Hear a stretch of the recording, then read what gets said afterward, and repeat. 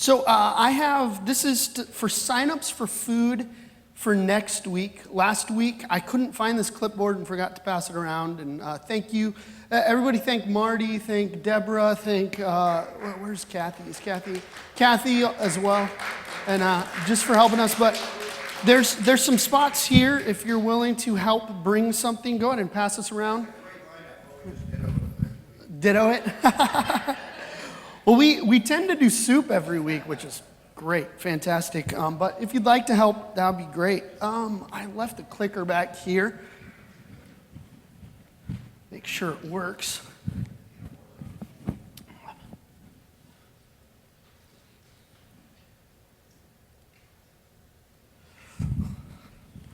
All right, everybody, week 2.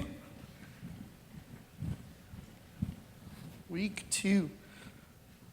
So just going back, here's kind of the way the 4 weeks are broken out. Last week was an intro, and we talked about what it means to move from here to there. Whatever there is, we don't really know. We dreamed a little, but we talked about what does it take to move from here to there, whatever it is. And then, so real quick, what we did, if you all, I'll leave this up here. If you weren't here last week, you could come see. I basically said, okay, here, like, right now, 2019, September, what is the profile of our church? So if we were to do a census with the people in our church, what would it look like? And a couple things up here, we have 95 people. We're decreasing in number. There's a lack of children. We don't have a youth group. We're friendly. We have more women than men. We love God. There are a couple things here that represent the here, the 2019 here. And then I said, okay, not that we could control this, not that it's really our dream, and it's not even really time to vision, but I wanted us to kind of paint a picture of what maybe could be 3 to 5 years.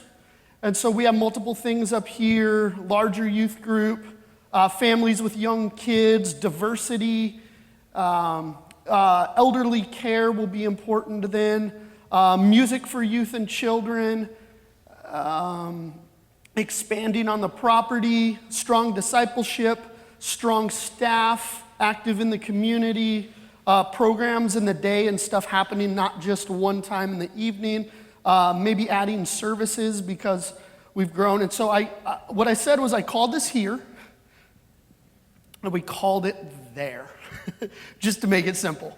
And what our next rector or the leadership of our vestry or however it looks, when we kind of figure out what God is doing now and what he might be doing in the future, the whole goal is basically just to lead from here to there. It's that simple. And this might not be what there looks like, but we're dreaming about it and we're praying towards something, putting some pictures on something. And so I threw out last week, do you remember? Go back. Do you remember this? Could somebody tell me what this is?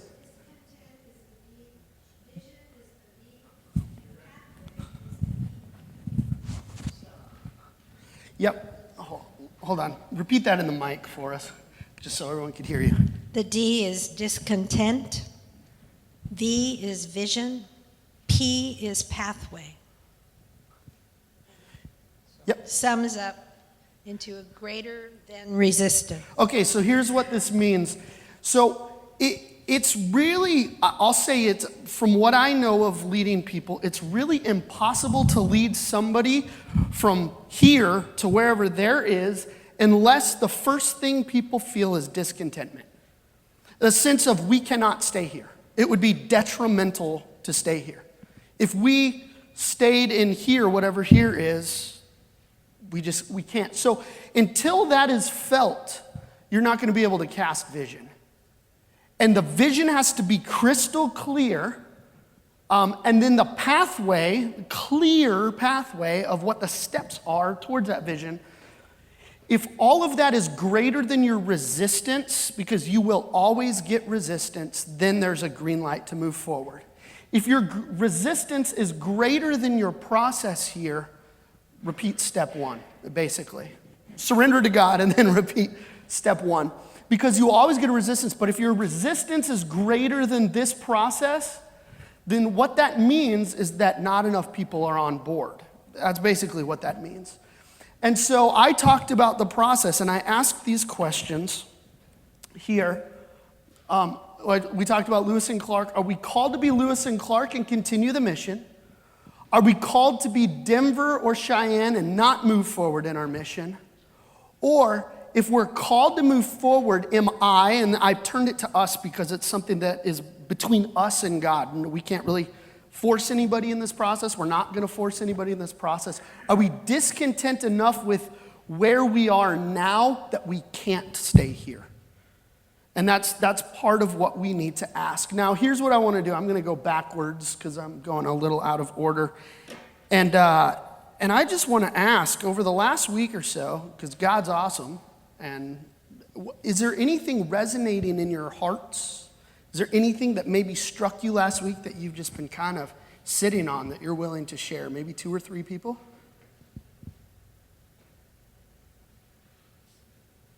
One person? Yeah.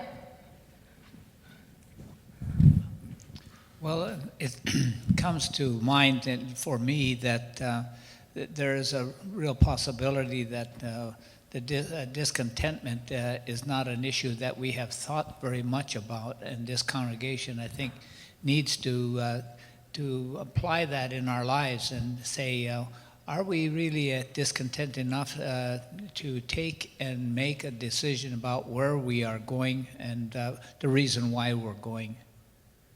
Awesome. Anybody else want to share?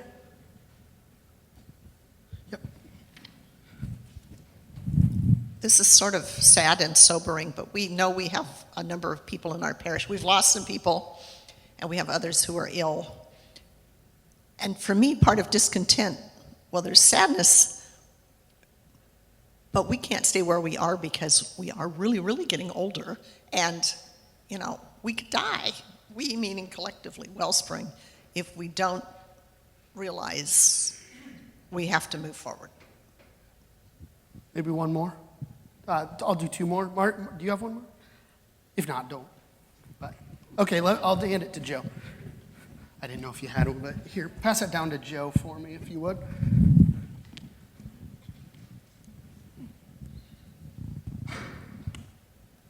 Yeah, I'm just agreeing with Judy too, that I don't know if discontent is the right adjective. It's for me, it's more of a, you got to face reality that we're gonna have to grow or we're gonna die. Yeah. And that's as a community. And so, but to put the label discontent on it just seems a little negative, and I don't know, I don't feel that way. Well, I walked through it a little more last week, but the word I put to it is holy discontentment. It's actually like it's a biblically we're off mission and we are not doing what we need to do, so we can't keep doing what we're doing. And I should have been here last week. I would have known that. Maybe here's what I'll say: if there's a better adjective that resonates with you, by all means use that adjective. Realistic. Realistic. Sounds good.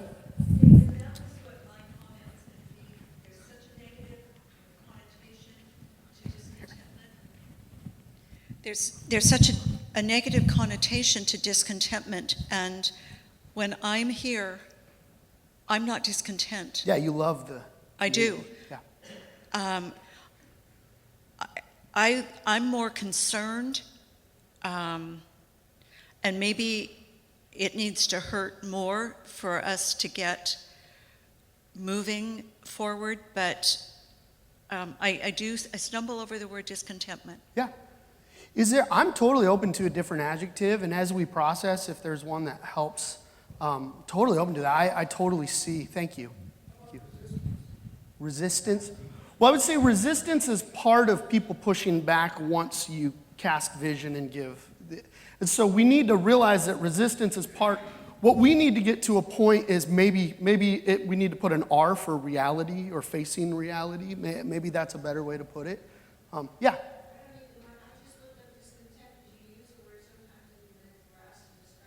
Yep.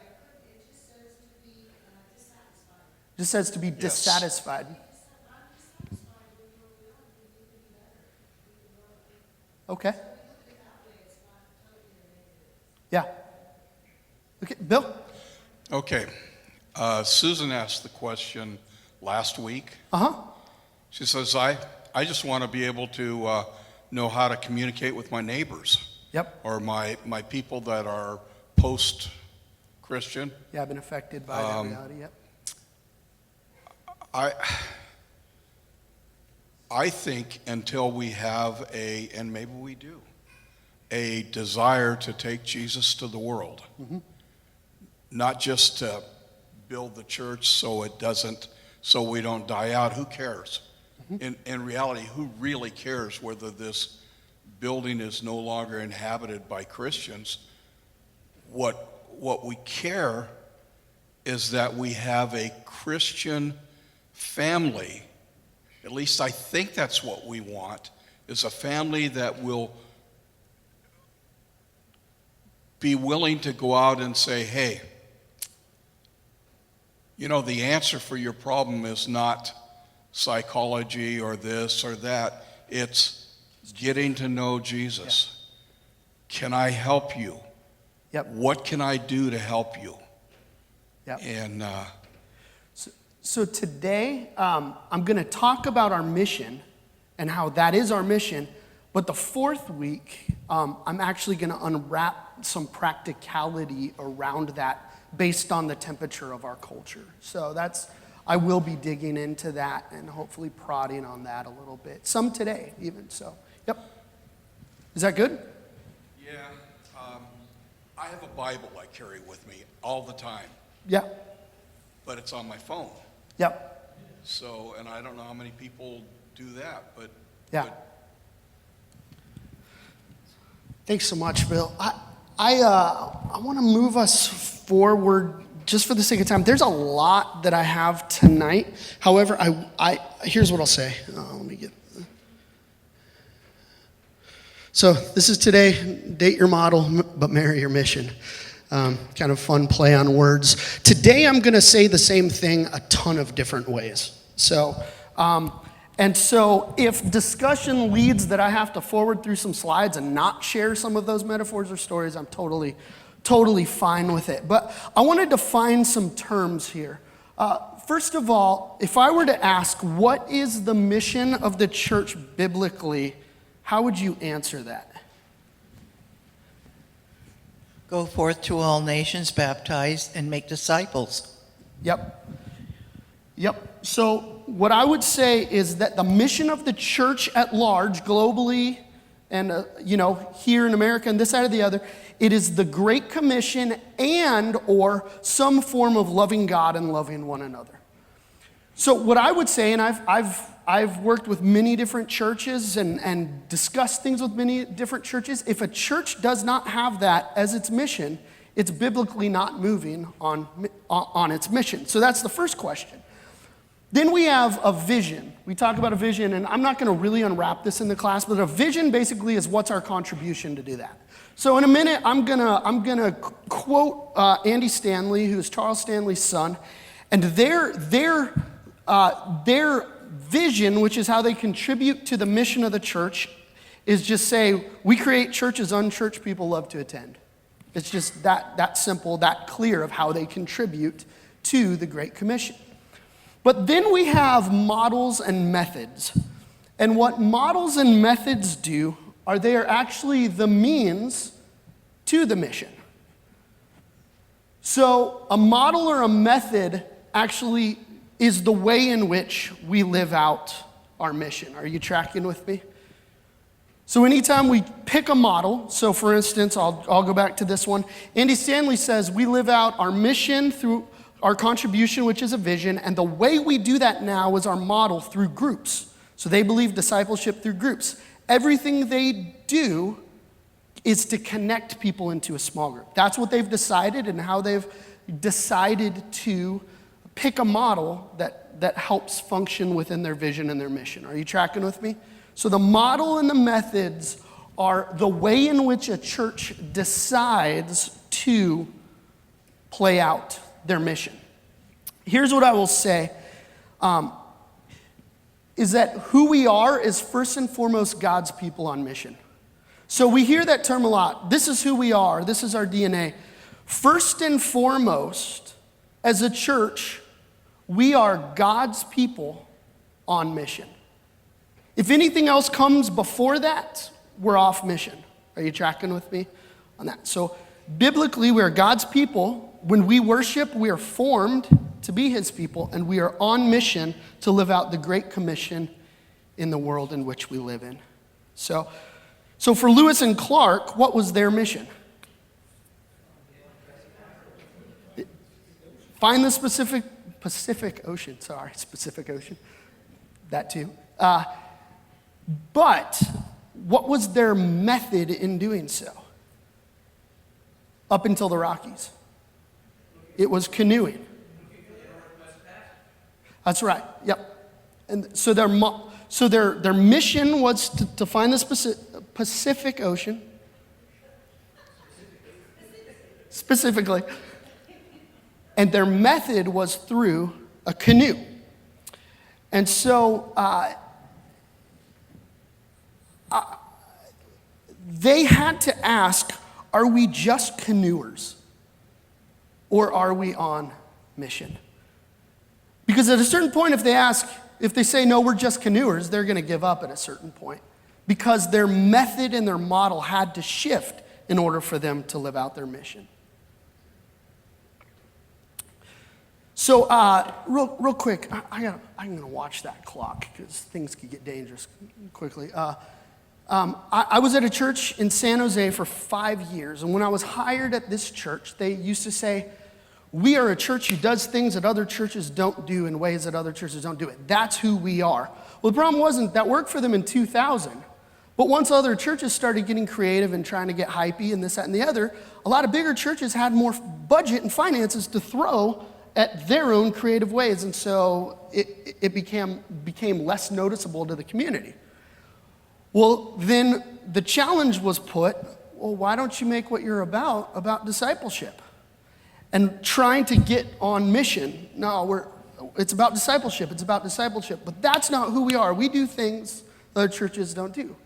Well, they closed in 2016 because their budget and their size could not play out who they said they were in a way where other people noticed.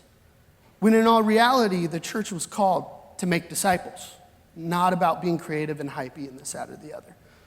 So I want to continue to push us forward to say, no, mission, we exist. We are God's people on mission. We worship to be formed into God's people more and more so that we could be on mission. So I'm going to read, I might cut this back a little bit, but I'm going to read a passage from Andy Stanley's book, Deep and Wide. Like I said, this is Charles Stanley, if you're familiar with who Charles Stanley is. This is his son, pastors a church in Atlanta. And he tells a story because he used to work for his dad, Charles, at his dad's church. So he tells a story. When I was 26 years old, I convinced the deacons at my dad's church to let me host a citywide evangelistic event. Let's see if, yeah, there he is. Citywide evangelistic event for the teenagers. They were on edge of their seats as I explained my plans. I shared my goal to get our guest preacher into the local high schools for assemblies. They loved my idea of our churches in the area to bring kids from their student ministries to our one-night event. Everyone in the room thought that the event was a great idea until they experienced it. Unfortunately for them, by the time the event began, it was too late to stop it. Fortunately for me, by the time the event began, it was too late to stop it. And fortunately for me, I was the pastor's son. They stood around in the back of the sanctuary while 2,000 somewhat rowdy teenagers were entertained by not a choir or orchestra. What they were envisioning after my most excellent vision cast was a far cry from what they actually saw taking place. As they described it later, it was irrelevant and unruly. They were disturbed by what they saw taking place on, and they put in quotation marks, on the very spot where God's word is preached by every Sunday. As one of the gentlemen puts it, not who we are. I was speechless. I looked at the gentleman who made the comment and said, "Did you stay until the end? Did you hear the message? Did you see the close to 200 kids who came forward to pray with our counselor and give their lives to Christ?" I'll never forget his response. "You could have done it without that music." That was it. No one expressed gratitude for all the hard work. Nobody seemed to be moved by the response at the end. I was devastated. But it was not an isolated event. And it serves to illustrate a dynamic that every vision-laden church leader has experienced at some point along the way. Namely, new ideas are good ideas as long as they don't require anyone to actually do anything new. And then he goes on, he talks about model and mission, kind of what we're talking about. The changes people resist are changes associated with the way ministry is done, which is the model that the church has adopted. The model defines the church and thus, more than anything, determines the status quo. This is who we are. This is how we do it here. Over time, churches fall in love with their models, but models are meant to be means to the end. Models are created to support the mission of the church. Once upon a time, every existing church model supported the mission of the church, but then a generation fell in love with the model at the expense of the mission. Truth is, for most churches, sustaining the current model is the mission of the church. Staff is trained with a particular model in mind. People come to expect the programs associated with a particular model. Budgets are established around the model. It's a bit like the old couch your parents keep carting around from house to house every time they move. They originally purchased the couch because they needed a place to sit. They picked it out based on the size and decor of a particular room. In its original setting, it was perfect. Over time, however, it was more than just a place to sit. It became part of the family. Eventually, it became associated with memories. There was a story associated with every stain. Babies were nursed on the couch. Heck, babies even, well, never mind.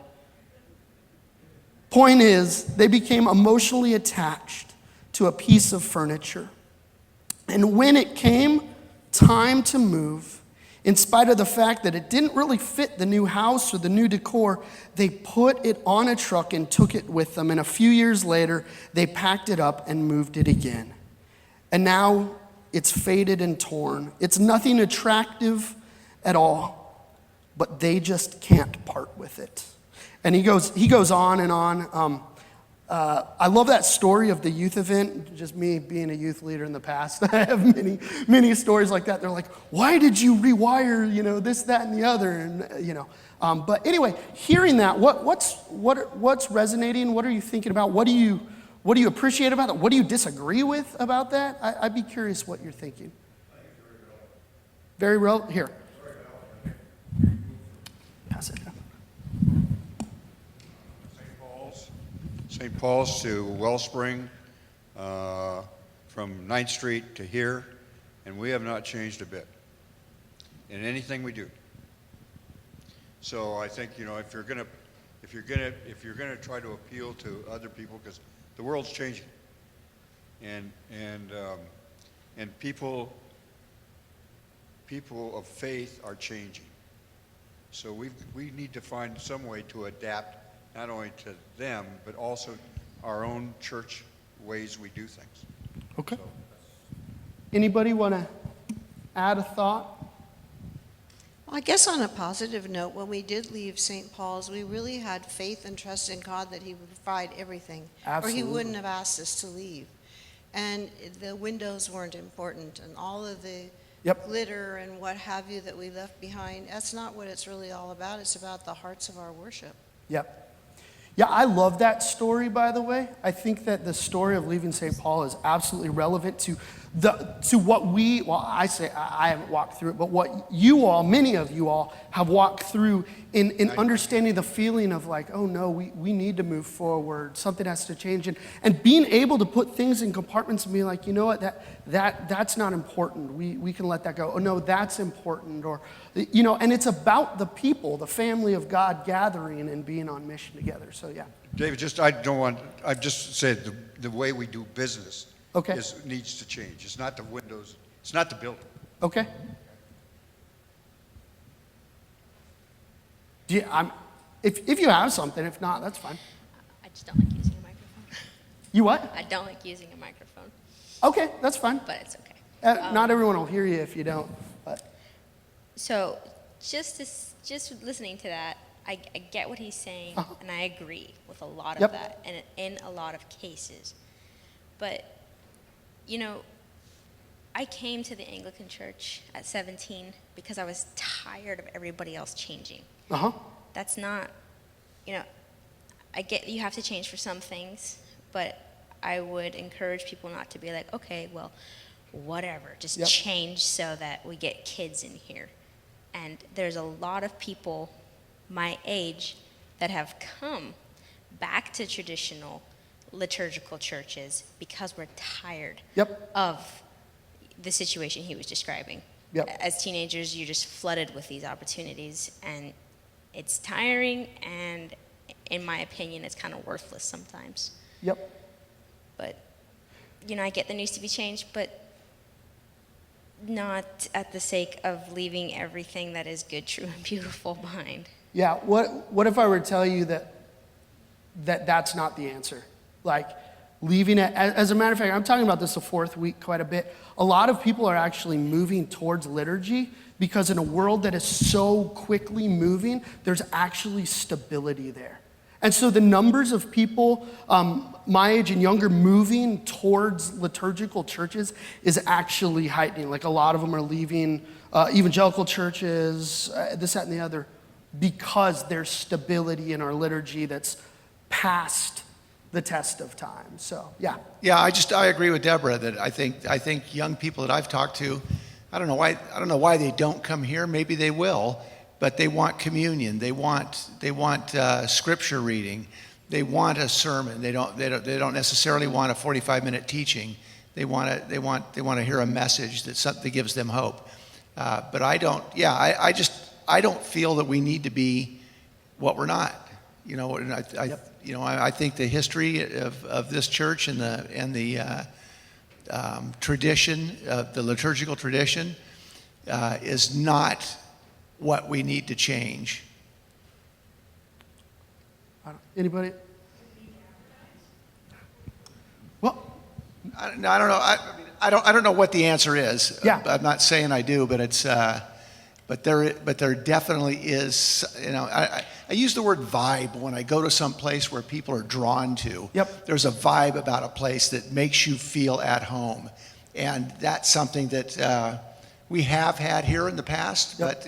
I think we're experiencing it again, but it doesn't happen overnight. That's for sure. Okay. Right on. Yeah. So one thing I'll say is, in some of these conversations, and maybe it's the way, because I have story after story here. I don't want us to go like worst case scenario. I don't want us like to say, oh, we're going to throw out, because that's not the answer. Our goal here is for each of us to internalize what has God called us to be at and where we're at, and what has God called Wellspring to be at. And that we're going to internalize and kind of see, okay, God, what are maybe some things that I've held on to that maybe are just preferences? What are some things that are like, no, these are non-negotiable. We will not change this. And being Anglican means that there are some ways in which we have chosen to worship and live out our mission that will not change. So, yeah. Well, so just a couple thoughts.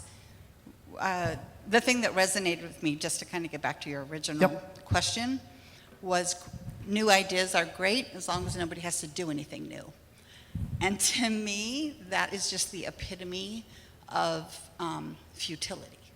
Like, it's all fine and well to kind of cast a vision as long as you don't really have to go there.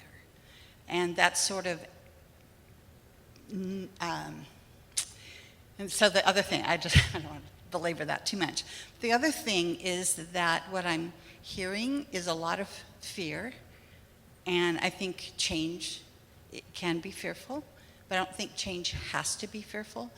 One of the problems with from here to there is that you forget, and if you look at that here to there, the core of what we are here moved with us to there. Nobody said we're not taking the core with us. But what we're saying is that we need to find ways that will incorporate more people. We're all very comfortable where we are. We all love each other. We all walk through that door and are greeted and smiled and have coffee together and do small groups together. We're all very comfortable, but we are not the world. We are not the people we're trying to reach. We're the ones that are comfortable right now. And I think you have to overcome your own comfort to, I'm pretty sure that the 12 that went out to other places and eventually were chopped in two, I'm sure they were uncomfortable many times, and yet look what they accomplished. So I think we have to not be afraid and focus on what we don't want to be. We're supposed to focus on what we do want to be. And I think one thing that helps me is, like, everybody always, and I was kind of saying that too, you have to step out of your comfort zone. Actually, you don't. You just have to stretch your comfort zone. So instead of like thinking we're going from here to there, how about we're here and we're going to expand to incorporate there? Then you're still here, you're still safe, you still have your core. You don't have to be afraid, but you're going to be able to invite people and be attractive to others. Sorry. Oh, you're good. To be honest with you, I have some other metaphors and stuff and images, but I actually don't want to move towards them yet because I think that there's some stuff in this conversation. Yeah, you're good. And then hand it back to Jan when you're done, if you would. Okay, great. Okay. So we did move from St. Paul's, and we did move to become Wellspring, and I think that was a magnificent move of God. I think it's probably unparalleled in my faith journey. So I think that was great, but I think that sometimes we've taken that as that was our peak effort, and like, there's nothing else to achieve. Look at what we did, and we sort of rest on those laurels. And I don't think anybody does that intentionally, but when we say we moved from St. Paul's and became Wellspring, I was at least on the vestry for part of that process, and I can remember planning the move and looking at the location we were at. It was a downtown location, and another person and I suggested, hey, there's people down there. Why don't we, and this was just an example, didn't have to be the thing, but, have bottled water, have our church name on it, take it around to the neighborhoods, and invite people. Hey, we've moved into the neighborhood. Look at us. Take a look and see. And it was shot down because there's no people down there. I'm like, well, you just have to move a little bit south of 9th Street, and you're in a whole neighborhood around West Modesto, Modesto High School. North of us, we've got apartment buildings with people. People live in apartment buildings. So I think we have to be careful that we don't narrow who we want to invite, because pretty much we're supposed to invite the world, I think. Yeah, hand it back to Jan. Oh, Jan, that's right. Sorry. You're good. As I was looking at this equation that you've got up here, and we were talking about St. Paul's, where we were at that time at St. Paul's, this equation fits really well in the fact that there was discontent. You know, everybody was having problems with the Episcopal Church. The Episcopal Church was suing parishes to get their property, and there was a change in the interpretation of Scripture, and that discontent continued to build and build and build. We were in the middle of anger and conflict and all of that. Our vision was to leave that, get out of the conflict, get out of the anger that was going on, because that wasn't the way to do church, and to have a vision of going out and finding joy and a way to get there. Where we are now, over the last 10 years, is where we've moved from St. Paul's and that attitude and everything that went on there to where we are now. That's been a real positive move. That's taken us a long way in a good direction. I guess the thing is now is that we don't want to stop that movement. We're not throwing out where we've been or what we're doing. It's how do we continue to build on that and continue. I think when Susan was saying reach out and stretch, I think that makes sense to me. You know, that as we've come to this point, there's still things. We still have a vision. We wrote it down on there. That was part of what our vision is now. We just don't want to stop working on it. We don't want to throw that out where we are. We want to continue to build on what we've got. Yep. And to me, that makes sense. Yep. And trying to find the language to express that in a positive way is kind of the challenge I think we're dealing right now. This post-Christendom concept, while I understand what you're talking about, I think people have a hard time interpreting that and making sense out of it. So. Yep. To Bill, and then I got a couple things I just kind of want to talk about as I'm hearing some of the feedback. So yeah, go for it, Bill. I was looking, I read your article every time, about what we're doing, and we're our journey going from one building to another building to another building. It wasn't really a journey of going from a building. It was a journey of saying, you can't talk about Jesus that way. Jesus is Lord and Savior.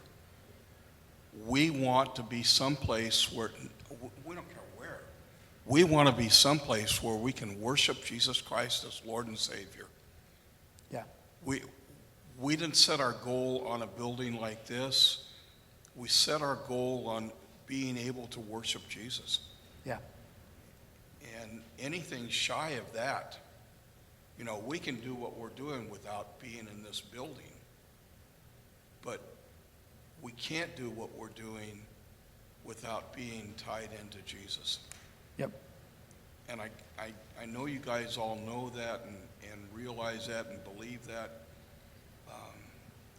Maybe we forget it sometimes. Maybe I know you guys all know that we did this so we could worship Jesus in a place that's familiar to us, but sometimes we forget that. Sometimes I forget. Let's be honest about it. Sometimes I forget what I'm all about. I'm not about coming to this building. I'm about coming to you people, y'all. Yeah. And I get a sense, and I want to affirm, I get a sense from us that it is about the family, the people who gather. I totally get that sense. So I want to affirm that in all of you all. I'm going to grab that mic. I want to, before we move on, like you said, I have a lot of stuff here. I want to spend just a minute in prayer. And here's why. I think that I am sensing a little bit of fear in the room, a little bit of remember last week what I said? If we're surrendered to God, we don't have to use the term wrong. There is no wrong. We're doing the best we can, saying, God, your will be done. This isn't anybody's individual wills being done. This is, God, your will be done. The other thing with that I want you to hear from me is we're not doing anything wrong. We, as Wellspring in 2019, are not doing anything wrong.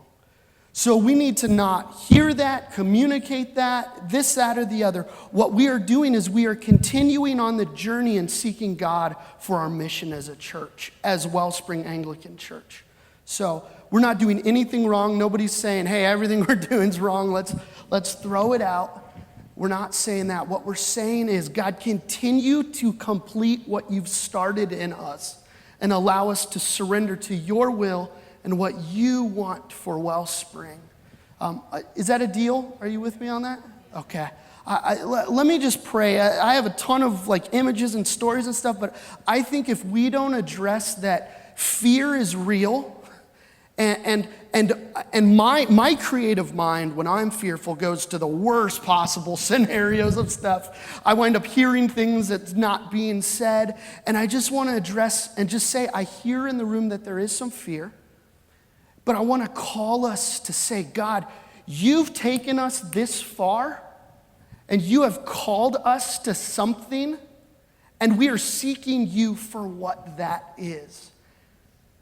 We're not repenting because we don't have anything in the way in which, I mean, to be honest with you, I'm over talking now, but moving from St. Paul's to Wellspring 2019, that was the call of the people of our congregation. Culture is going to do whatever it's going to do out there. Up until this point, that was the call. That was the priority. So nothing was done wrong, and nothing. But what I'm asking is that we say, okay, God, fear is real, but you say perfect love casts out fear. And Jesus, this is your church. We're going to submit to you. We're going to surrender to you. Your will be done. Okay? All right. God, thank you so much that you are the head of your body, the church. God, thank you that you already see out 20 years from now of what our culture will look like, of what our church family will look like, of what the worshiping body around the world will look like. And God, you are glorified and lifted up on the praises of your people. So God, as we gather here, may we be honest with ourselves and with you, and thank you for the honesty in the room with one another. That sometimes it's hard to process what's happening outside of the walls. Sometimes it's hard to process some of the realities both in these walls and outside of these walls. But God, you are on the throne. God, you have not called us to be anything we're not. And God, you have called us to be who you want us to be. And you've wired each one of us for that role here in this room. We're not the church down the road. We're not the church across the country. We're not Andy Stanley's church. We are Wellspring in 2019 of the people that you have called by your name and you have gifted by the power of the Holy Spirit for this moment in time. God, I pray that we lean into you. I pray that we can, God, have eyes open to see what you're doing. I pray that, God, you teach us more and more to rely on you. You teach us to hear your voice. You teach us to respond as your people. And I pray this in your name. Amen. So, yes.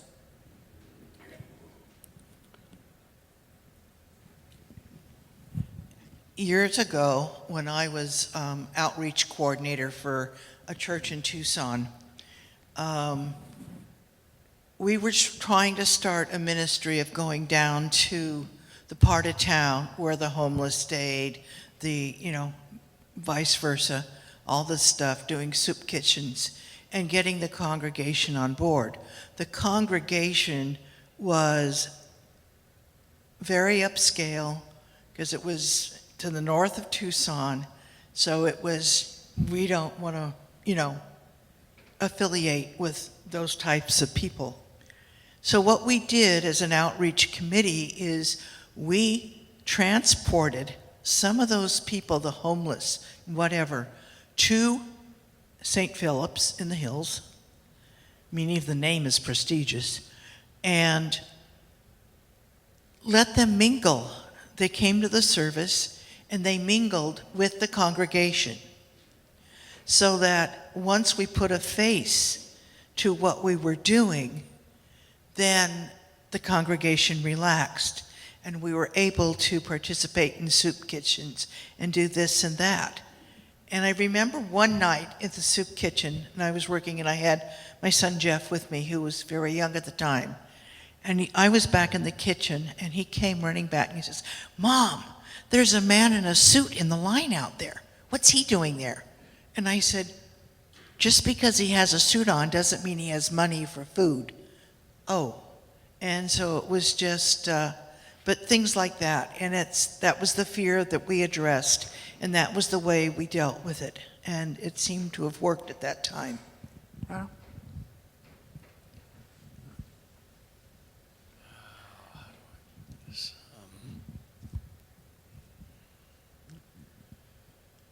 On August 3rd, 2003, Michael preached his first sermon at St. Paul's.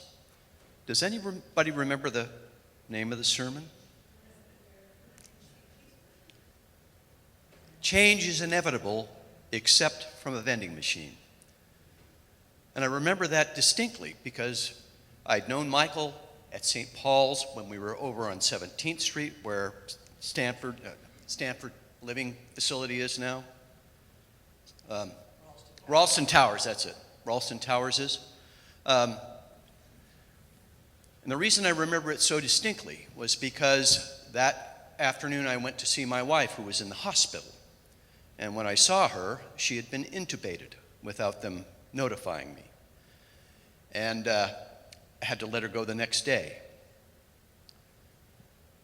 But that sermon made a huge impact on me because I didn't understand that kind of change was going to happen to me, but it did.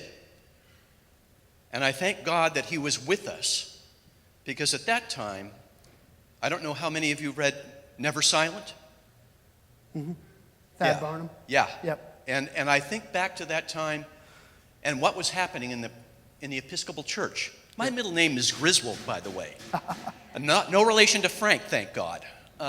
But the thing was things were already really changing in the church. Michael had the discernment to see that we did not, as Jan was talking about, we did not want to get involved with fighting about property. And Gail said, when all this was going down, when we were talking about everything that was changing, after Shorey said, "Oh yeah, we're putting God in putting him too much of a box because there are other ways to God than Jesus." Yeah. I blew up. But she said, it's not about the building, it's about the people. And that's what we got here is people. We had a program there. I don't know if any of you remember it. It was to walk on water, you got to get out of the boat. And that's what we did. We got out of the building. We went someplace else. We went on our journey. It was 5 years, but it seemed like 40 to get here. And everything was changing, and it's still changing. And I don't want to be Denver and Cheyenne. Yeah. Because if you're Denver and Cheyenne, we're going nowhere. We got to keep going forward. And I don't know how we're going to do that, but God does. Yeah. And you just got to leave it to Him. But yeah, we got to keep moving forward. If you don't mind, I want to move through just a couple stories and images, and I might prompt some things. I'm going to skip over a few things. By the way, the discussion is great. I really, the whole purpose of why we gather is to see what God's doing in the room, and we're not a slave to technology. We're followers of what He's doing in the room. So, how many of you have heard the story? This is a fun story about the grandma who always baked ham, and it showed up, two different plates on Thanksgiving. And so her recipe got copied once upon a time and passed down. And so the grandkids are now hosting Thanksgiving. It's been years since grandma's been around. And she shows up at Thanksgiving, and there's 2 hams out on the table just like she used to do. And she asks the question, "Why are there 2 hams? Grandma, that's what you used to always do." She said, I only did that because the pan I had wasn't big enough, so I had to cut it in half. And that's just one kind of fun story. I'm going to skip through. How are we doing on time? You know what? I'm going to skip. I have a video. I might post it later to watch, but basically it talks about the evolution of music because of the rooms in which it was performed in. So certain rooms cannot handle certain types of textures, and so because of that, the writers would use the same music theory, the same music notes, but texture it differently in order for the vessel in which it was played in. And real quick, a couple stories around that. I had, I worked at a high school. We did chapels in a gymnasium. If you can imagine, it sounds horrible in a gymnasium, but they didn't have any other buildings. So 450 kids in the gymnasium, and they wanted like a rock band with high school kids. And they would always pick the worst possible songs for the room. I mean, just fast-paced tempo, just lots of noise. And I would tell them, no, those songs don't work for the room. And they always thought, well, you know, you're the old guy, you're not cool, this, that, and the other. I'm like, no, they don't work for the room. So I started bringing the music directors up into the bleachers during rehearsal. I'm like, what are you hearing? And then they'd be like, yeah, it sounds like a mess, doesn't it? And so they began to retool and rework the songs based on the space that they were playing in or picking different songs. And how many of you know, hold on, I'm going to move up here just for this. You know the song that we do, Oh, Praise the Name, right? So we have, you know, in this days we'll sing your praise, oh Lord. And then there's a chord movement here. Oh Lord our God. That chord movement, oh Lord our God, is typically how you end a song. It's we call it the 5 chord to the 1 chord. And it's just a natural movement. However, in Gothic architecture, like back how, you know, ancient churches were made, if the sound would resonate so much and start bouncing off the walls that it would actually resonate the walls to create notes that weren't actually in the chords. And so what they found was if you do that movement and just end, it's all dissonanted. And it sounds bad. So here's what they came up with. And they go, Amen. By the time they went, instead of the 5, they'd go to a different chord, to the 1. By the time they landed it, all of the sound would come together because of the way the walls would bounce. So even in our hymn, like the doxology, when we end, Amen, it's not to be more holy than any other song. It's literally functionally to play into the rooms in which it was created. And so we could look at that and we could say, because of that, it's more holy. Or we could say, you know what? We do that and it's really cool because it ties us to a history that is really neat. So there's a way in which we could look at the methods and the ways in which we do things. There's one way we could look at it, not understand it, think it makes it more holy. Or we could say, man, there's a reason why that exists and it actually roots us into a history. Are you tracking with me on that? And that's what I love about this. So many church movements feel like they have to throw out the baby and then reinvent everything. But when we look at our liturgy, here, I'll give you another one. Since then. Does anybody know what that is? What's on top of the chalice? A purificator. So, by the way, I wish you could see it. That one in the bottom right has the Agnus Dei, the slain lamb. Really cool emblem there. Does anybody know what purificators were originally for? It was to keep the flies out of the wine. And it's something that's just stuck with us. But when we understand that, we could either say, this tool makes it more holy, or we could say, this tool roots us to a really cool history from the past as we practice it. Let me show you another one. Does anybody know what that is? A chasuble. Yep. Does anybody know the history behind that? This is what Michael puts on right before Eucharist, and any priest in any church you go to. And does anybody know the history of the chasuble? So in Gothic architecture, it was really, really cold. So this was basically a blanket to keep the priests warm during the service. And over time, they put emblems on it, and over time, they changed the color based on the season. So we could look at it and say, oh, this chasuble makes this moment more holy, or we could say, man, that's really cool. It roots us to a history that goes hundreds of years before us. Wow. How about this one? You know who that is? Yep, George Washington, hopefully. That's his church down there in the bottom right. Does anybody know what his role was at his church? He was a senior warden. He was Jan. So something really cool. So in the American Episcopal Church, which is our specific, history, it was, but still, during the American Revolutionary War, after America won, all of the priests booked it back to England, either because they were fearful of their lives or because their allegiance was to England. And so for a while, I think it was like a year and a half, maybe 2 years, there were no clergy available within the Anglican Communion for America.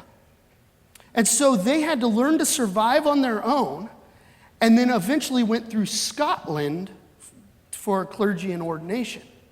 Well, in that period of time, what wound up happening is they wound up functioning because they survived through lay leaders. They wound up having a stronger, more democratic way, especially because their lay leader was the first president. They had a stronger, more democratic way in which they functioned than many other Anglican churches in the rest of the world. So I would say that the Episcopal Church and then the churches that came out of the Episcopal Church that stuck with their bylaws, there is even unique wiring in the ways in which we function as a congregation that is a little bit more democratic than some. And we can look at that and just appreciate it and just say, man, that's because of our history.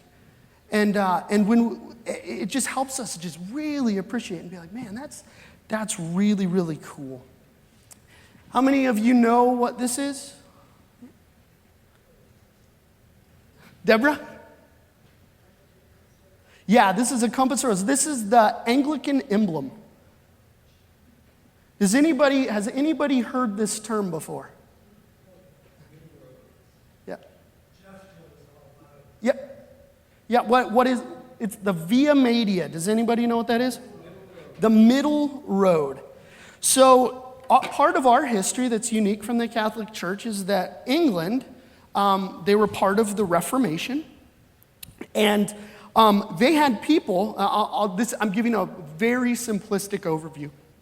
They had people in England that felt comfortable as Catholics and wanted to remain Catholic, and then they had other people that wanted to be Protestant. And so over time, it wasn't until the 1600s, they came up with this. It was actually, I believe, Queen Elizabeth that really played a huge role in putting this together, called the Via Media, the middle way. And so what they said was we are the middle road, and the way in which they set up worship, the way they set up liturgy was that, man, I might have a different belief system or different thoughts than my neighbor, but we're going to worship together in unity under one building and one book of common prayer. And that practice and that way has played itself out over the years through the Anglican Church. So this is, and I'll go back to it, the compass rose. And here's kind of what this means and stands for. It's in Anglicanism, we hold tension between multiple different tensions. So let's see if this thing's working. So you have people, you have clergy, and you have congregations that might be more evangelical and some that might be more Catholic. You have some that might be more liberal and some that might be more conservative. You have some that are more orthodox and some that are more charismatic. You have some that are more activist and some that are more contemplative. And I could, on each one of those and even more, I could pinpoint, like, I'm probably a little more evangelical, probably in the center when it comes to contemplative activists. I probably lean a little more charismatic, and I'm probably about right there on the conservative liberal line. But everybody's different, right? Everyone's different. Everybody who sits in our seats is different. Every congregation is different. Our diocese is actually probably the most diverse diocese out of all the dioceses in America. Where we have, in Seattle, we have a church, priest went to the Nashotah House, which is very Anglo-Catholic. They have really high liturgy, they chant the Eucharist, and they're part. And then we have Glenn Packiam, who they don't even wear collars at his church so they're very diverse. And Anglicanism, for us to say we are Anglican, is to say that we sit somewhere and manage all of these tensions, somewhere. And so you might be different but we come together and we say we are an Anglican church. And so there's diversity. Here's what part of the process for each of us, when we process what our preferences are, what makes us comfortable when we worship, what makes us comfortable in our outreach efforts, part of what we're doing is each of us saying, I'm here, so that we are self-aware, and then ultimately the vestry is aware of where our congregation is as a whole, so that we have a rector someday that could say, well, here's where I am, and I think this will be a good fit, and I've prayed through it. Does that make sense? So the compass rose pulls us to say, hey, not one particular side or extreme. It's not, like denominations are very confessional, and the entire denomination might sit on one side of something. We as Anglicans say, we have people all over this tension, and that's what it means to be Anglican. Are you tracking with me on that? Excellent. So I love that. A couple things. Does anybody know what this is? The printing press, a Gutenberg printing press. What was the first thing printed on the Bible? The Bible. So check this out. This is kind of fun. Ashley Knoll. So does anybody know who Ashley Knoll is?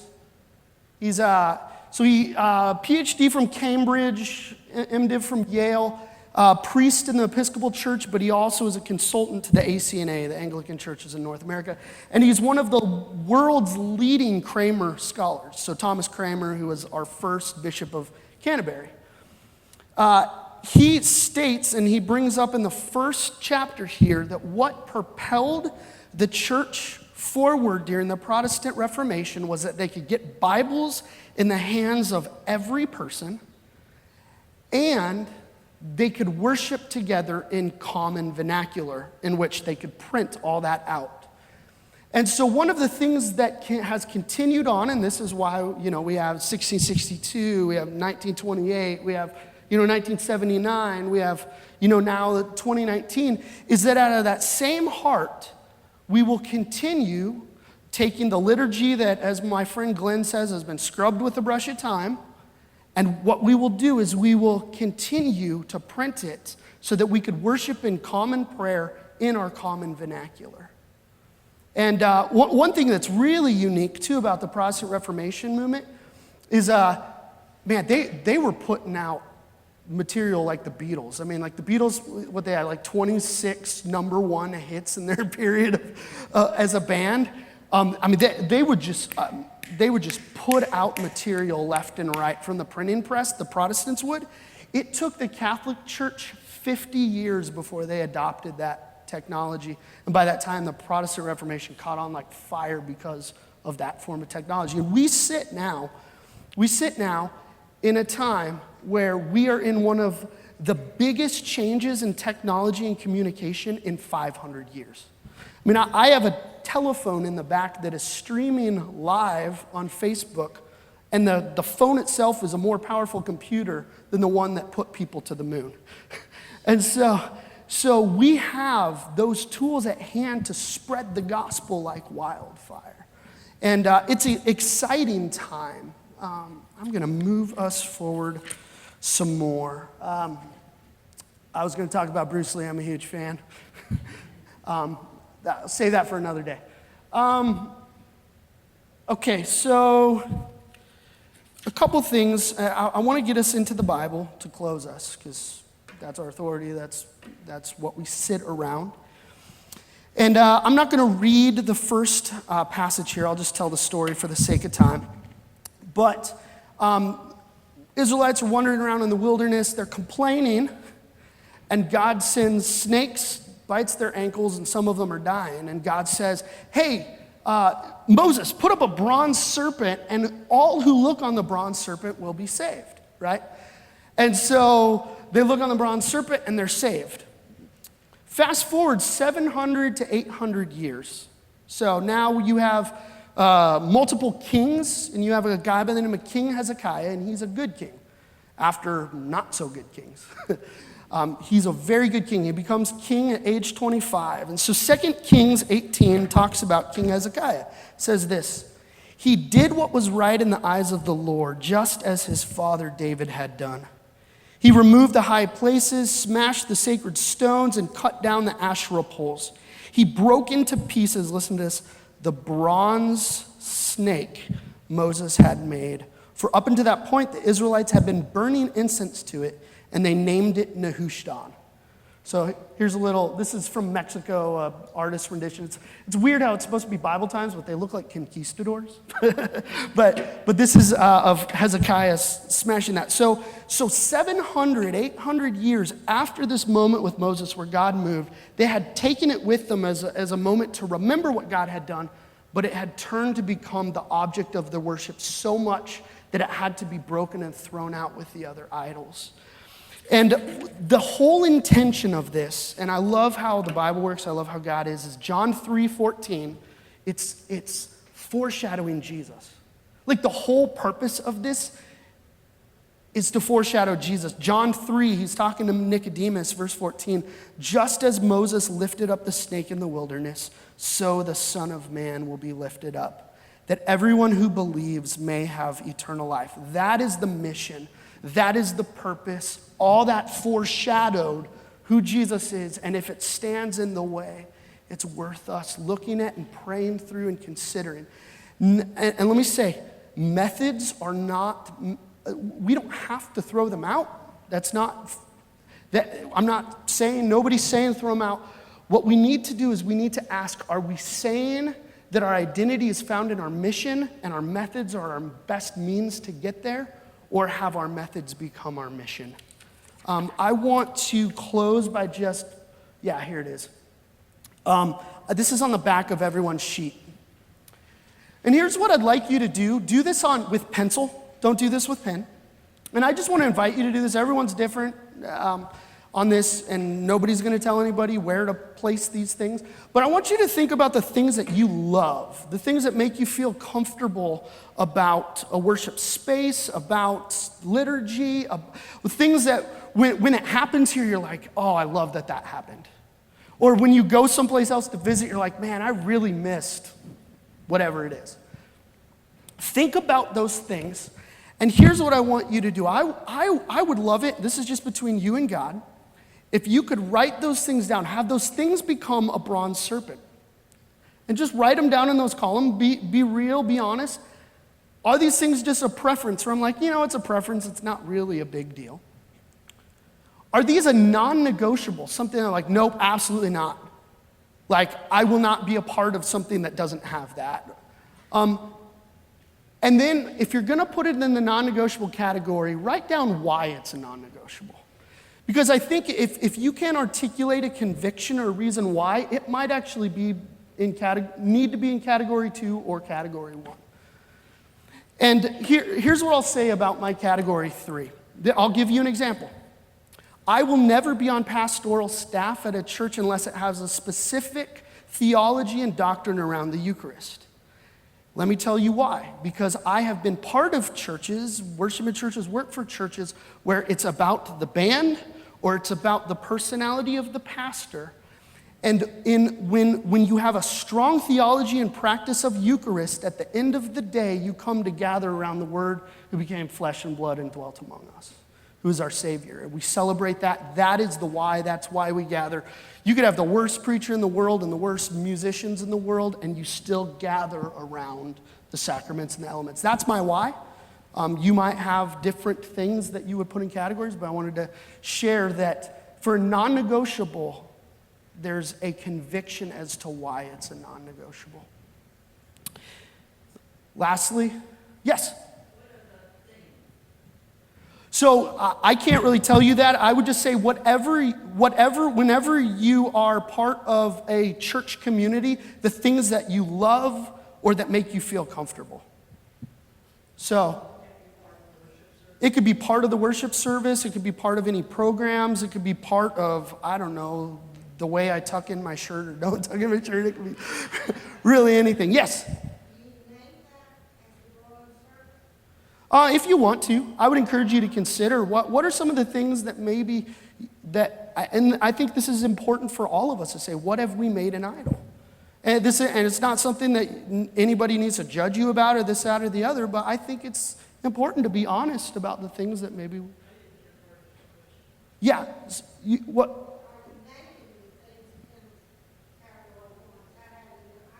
Are you naming the things? And I would say yes if you have one or two. Go ahead and write them in.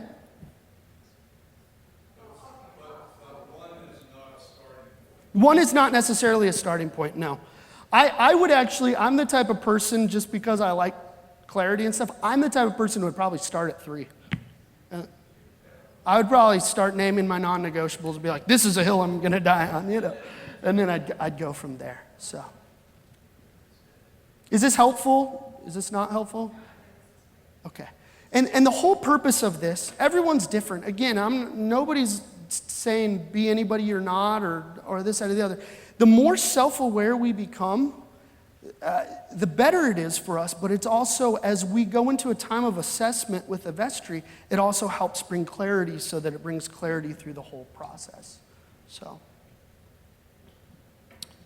Last thing, we don't need to fully get into this. I want to ask, what are we praying for as a church? Are we praying, the Acts church was always about boldness and mission. They'd be put in prison, they'd get out, they'd pray for boldness again. What are we praying for? And prayer is making our requests known to God, but it's also a tool in which God uses to shape our hearts. And so I just want to encourage us. Are our prayers representative of something that we want to be shaped towards? So, questions, comments, concerns, complaints? We're 2 minutes over. So, is that helpful? Okay. I want to pray for us again. God, thank you again for this church and this time. Lord, help us to listen to your voice as we process our hearts with you. Help us be honest. And God, just reveal things to us. Lord, I pray that you help us, God, as a church, be aware of, God, who we are and God, who you are calling us to be based on what you are doing in this world. May we always be attentive to that, praying towards that. And we pray this in your name. Amen. Thank you all.